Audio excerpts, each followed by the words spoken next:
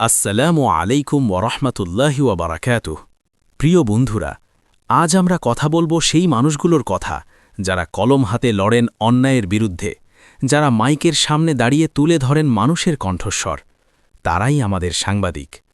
রোদ বৃষ্টি, দিন রাত, ভয় ভীতি সবকিছুকে উপেক্ষা করে সত্যের সন্ধানে ছুটে চলেন যারা, নির্যাতিত মানুষের পাশে দাঁড়িয়ে সাহসের কথা বলেন, সমাজের অন্ধকার কোণায় আলো জ্বালান, তারাই হচ্ছেন জাতির দর্পণ।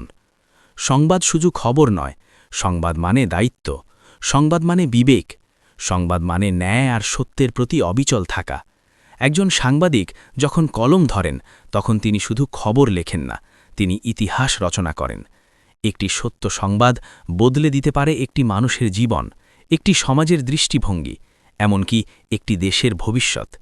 আজ এই মুহূর্তে সকল সাহসী, সৎ ও দায়িত্বশীল সাংবাদিকদের প্রতি রইল আমাদের গভীর শ্রদ্ধা ও ভালোবাসা।